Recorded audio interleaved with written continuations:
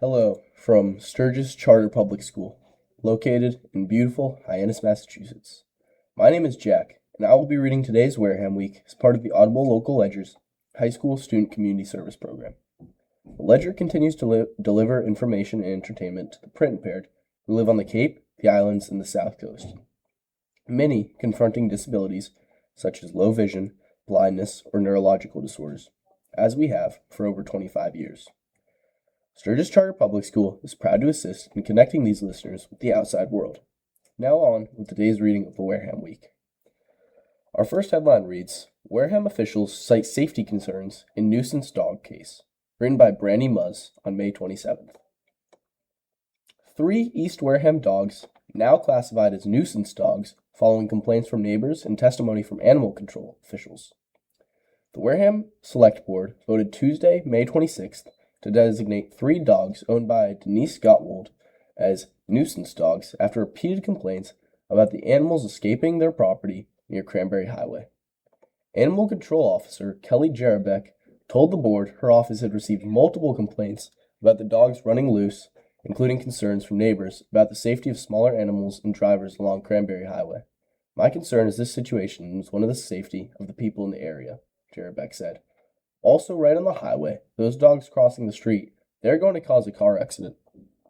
Jarabek said officers had responded to several incidents involving the dogs, and that it once took about an hour to corral them. She also said she was bitten while attempting to secure the animals during one incident.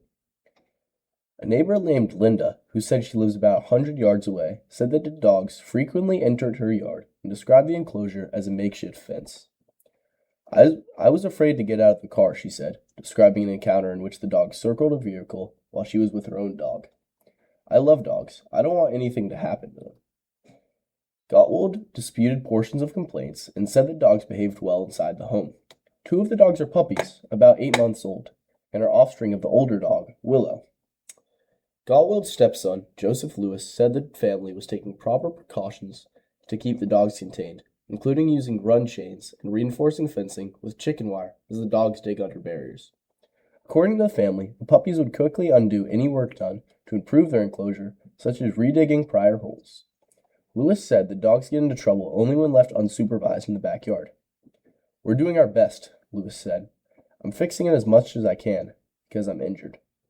Board member Judith Whiteside said the owners appeared sincere but not successful in their efforts to contain the dogs, and added, I don't think you've proved to be responsible dog owners. Jarabek confirmed all 3 dogs are currently licensed and vaccinated following quarantine after the bite incident.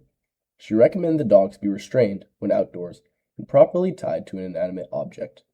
The board approved conditions requiring improved fencing, spaying, and containment measures, with inspections to follow before the 30-day compliance deadline. Jarabek said failure to comply could result in court action. This next headline reads, Onset Beaches back open after pipe leaks sewage into bay, by Nick Mossman. Onset's beaches are back open following a sewage leak off of Onset Avenue Bridge near South Water Street forced the town to shut down shores early Saturday, May 23rd. According to Wareham Health Inspector Samantha Manost, swimming at Onset beaches would be swim at your own risk until she tests the water for swim safety on June 9th. The Department of Natural Resources tested for shellfishing safety and determined beaches were safe on Sunday. Onset Beach, East Boulevard Beach, and North Boulevard Beach are open again to swimming, according to an alert on the town's website. According to Wareham Sewer Director Scott Crahansel, the leak released only a small amount of sewage. He said it was caused by sewage coming out of an air brake on the pipe.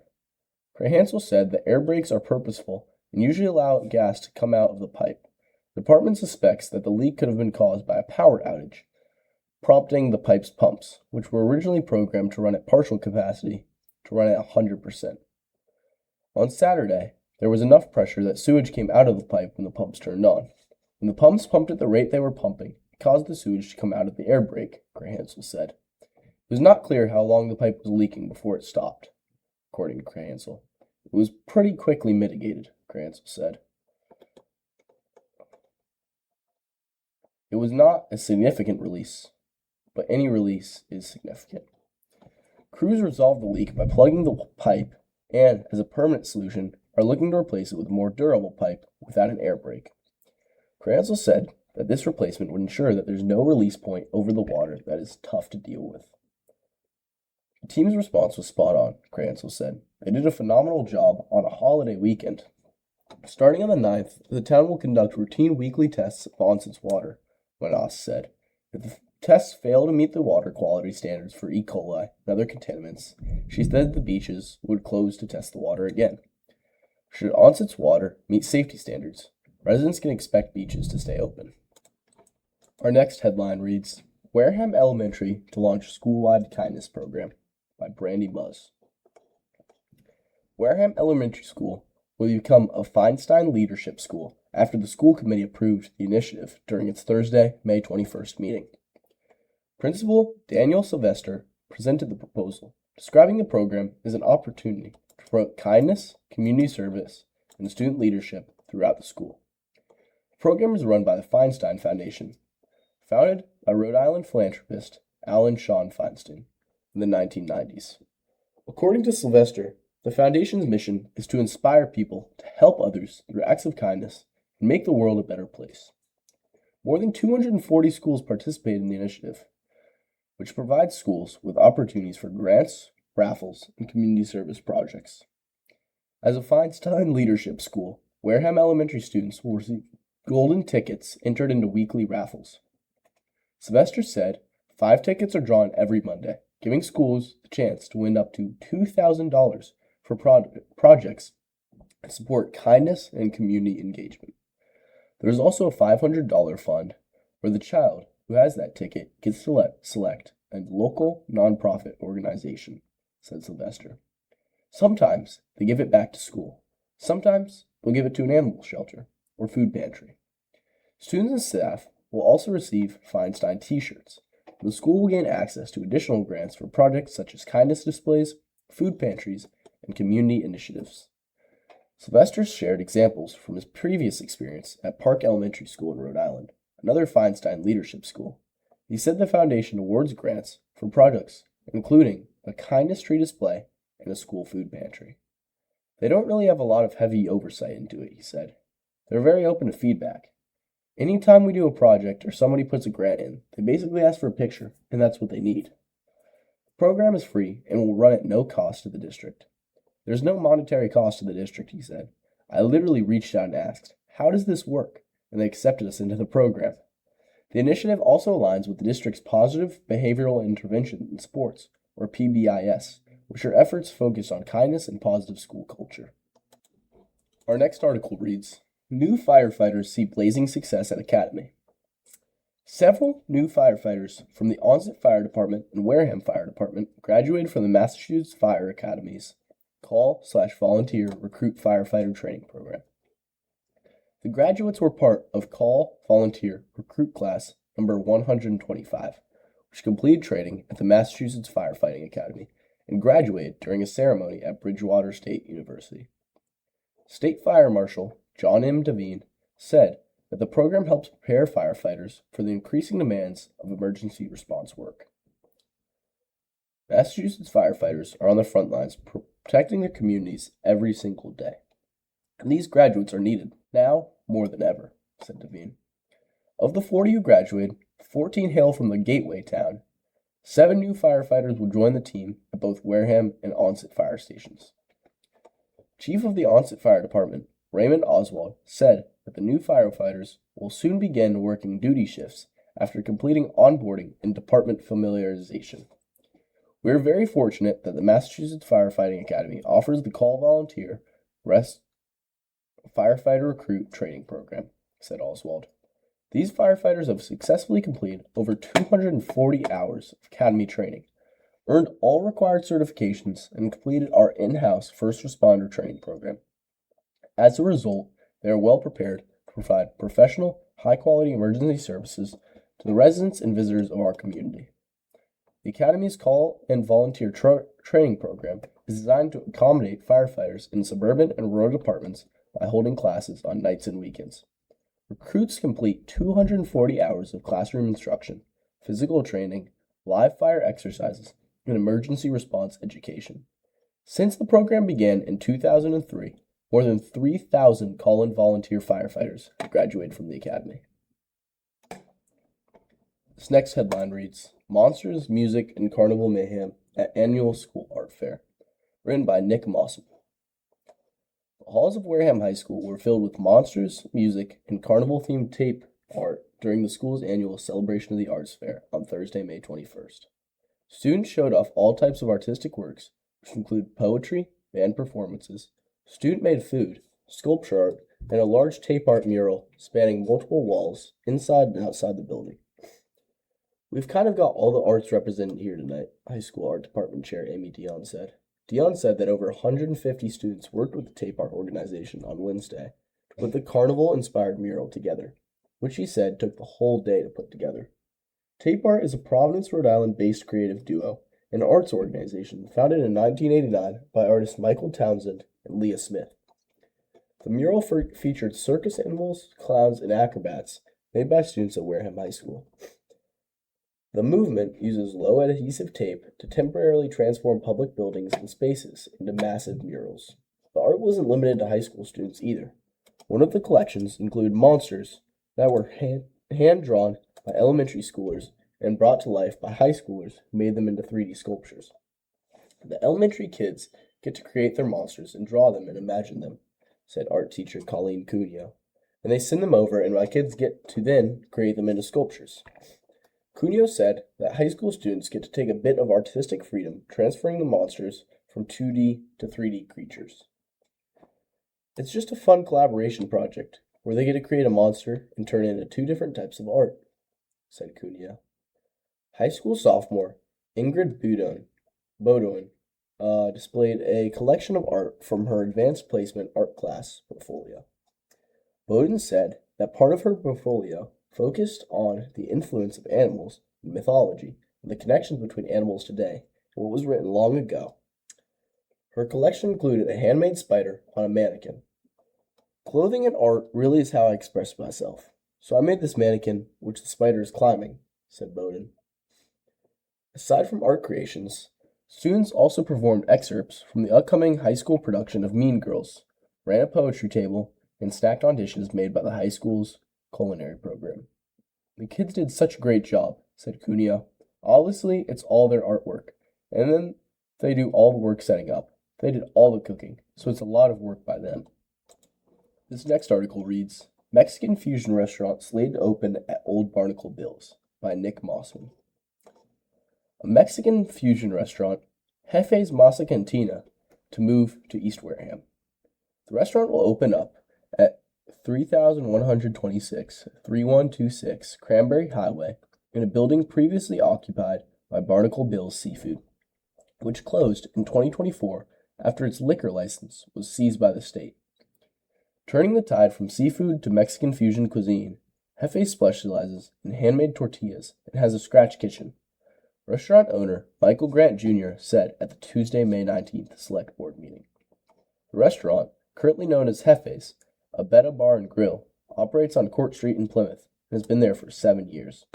According to Grant, the restaurant's lease is expiring and is looking for greener pastures. Grant, who owns property in Wareham and was familiar with the Old Barnacle Bills, said that there's not anything like Jefe's on Cranberry Highway right now. I think that will fit in and bring our own flair to the community, he said. Jefe's is set to bring more than simply Mexican food to town.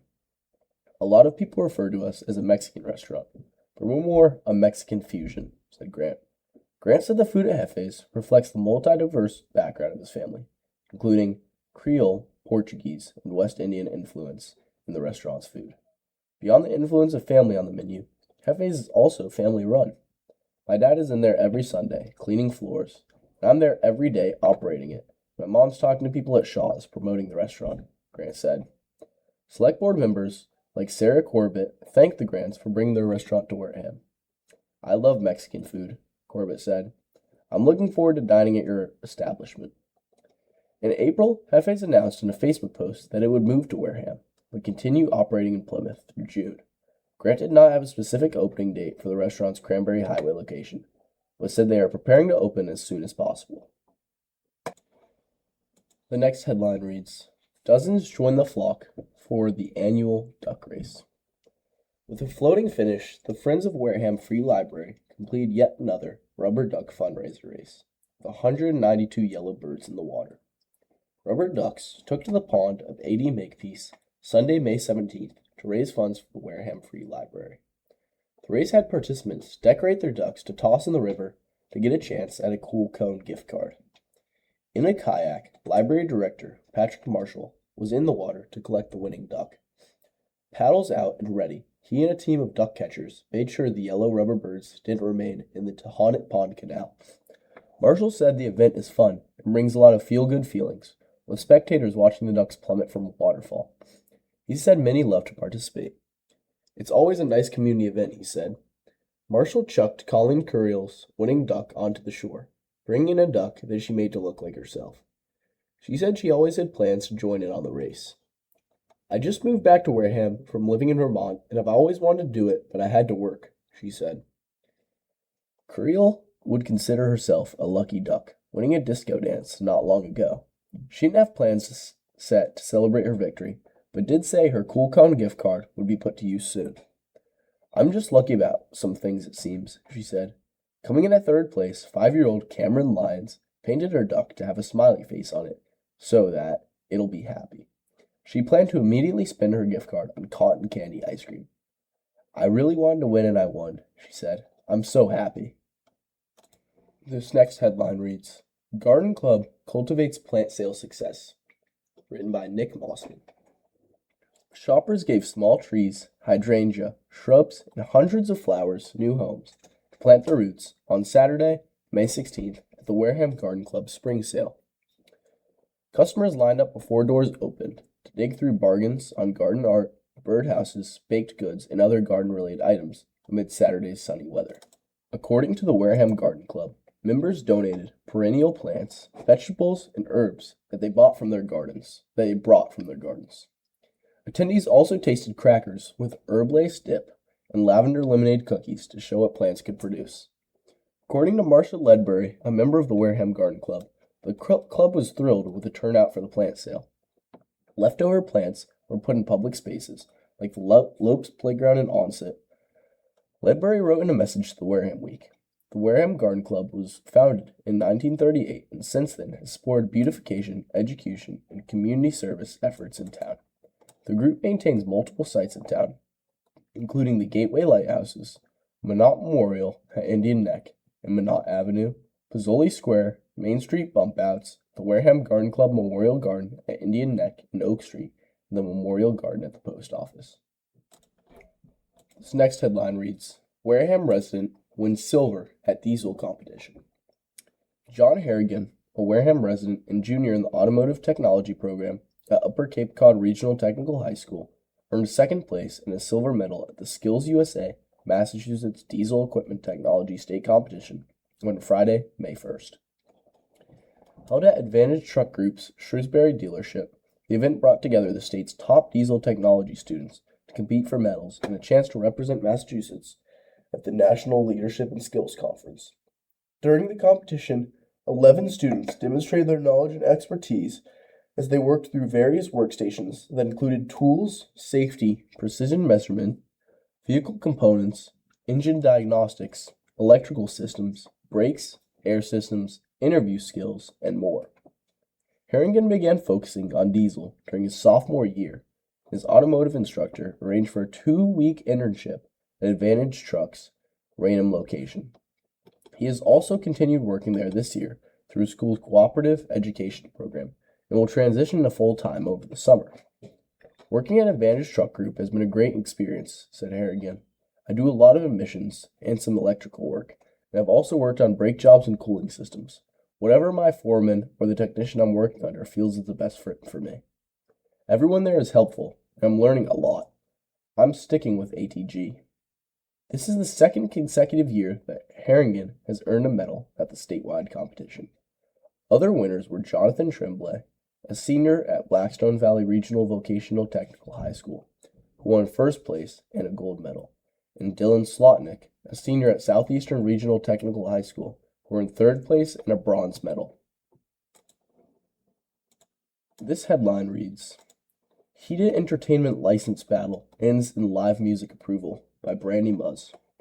After months of debate between neighboring Main Street businesses, the newly established Poor Farm Tavern at 196 Main Street can begin hosting live music. The Wareham Select Board approved an entertainment license for the tavern during a tense Tuesday, May 19th meeting, allowing the restaurant to host indoor and outdoor live music under a series of conditions. The decision followed several hearings involving concerns raised by the abutting Wareham Village Funeral Home, located at 5 Center Street. Owner Christian Consoletti brought forth issues with outdoor performances that could interfere with funeral services and other funeral operations. The approved license allows indoor entertainment, including live music and jukebox use daily from 11:30 a.m. to 1 a.m., along with outdoor entertainment from 11:30 a.m. to 10 p.m. Performances will be solo acts and small scale in nature. As part of the approval, board members added conditions requiring Poor Farm Tavern owner Jennifer McHugh to notify the funeral home in a verifiable manner at least 8 hours before outdoor entertainment is scheduled. During the hearing, McHugh revised the original proposal in an effort to compromise with the funeral home. Performances would stop or move inside during funeral services once notification was received. All live outdoor entertainment will be moved indoors towards closed integration service, McHugh said. The dispute between the two businesses has stretched across multiple select board meetings. Earlier hearings centered on concerns from Consoletti, who cited state laws prohibiting disturbances near funeral services. Consoletti reiterated those concerns Tuesday night, emphasizing the nature of his business operations. We are operating 24 hours a day, 7 days a week, 365 days a year, Consoletti said. I do not have to report into someone to let them know how to do business. The Select Board advised the two businesses to settle their dispute and come to an agreement outside of meetings. Consoletti said that the Poor Farm Tavern never reached out. Consoletti argued that the funeral home should not bear responsibility for coordinating with the restaurant. Wareham resident Jamie Reben Buckminster spoke in support of the tavern while acknowledging the funeral home's long-standing presence in town. I'm just so excited to see that we have several restaurants and businesses successful downtown now, Buckminster said. It's busier than I've seen it in nearly 20 years. Weighing the options, Town Council Richard Bowen told board members they were balancing competing legal protections, including constitutional protections tied to entertainment licenses and state protections involving funeral services. You have an applicant who's seeking an entertainment license, said Bowen. Entertainment licenses are recognized by the United States Supreme Court and Supreme Judicial Court of Massachusetts as being vehicle for protected speech.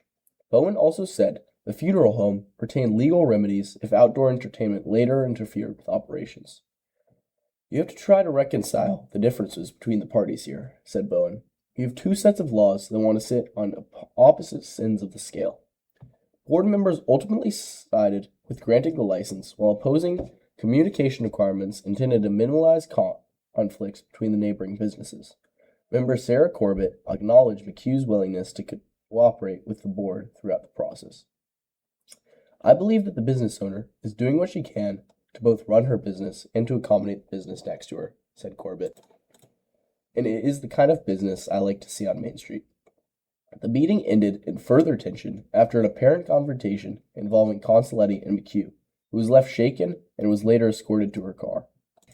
Our last headline reads, Petals and Praise for the Onset Beautification Team by Brandy Muzz. The Onset Beautification Team was recognized at the Tuesday, May 19th Select Board meeting for its ongoing efforts to enhance and maintain public spaces throughout the village. Formed in 1994, the volunteer group currently includes 12 active members who worked year-round to maintain flower displays and greenery at locations including the area in front of the fire station, corner of South Water Street and Bay Avenue, and Dudley L. Brown Square.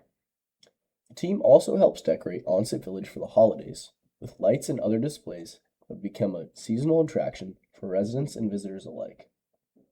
Select Board members praised the group for its consistent volunteer work. funded through donations, fundraisers, and bottle collections, and thank them for their continued dedication to improving the appearance of the village. The team has raised over $8,000 through bottle drives to support Onset. I've reached the end of our reading for today. If you know someone who could benefit from our service, or you're interested in either volunteering or donating to our nonprofit to keep us on the air, it is tax deductible. Please call 508-539-2030.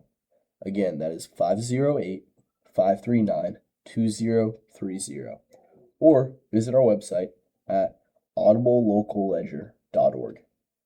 You can now listen to us on smart speakers like the Amazon Echo Dot and Google Home.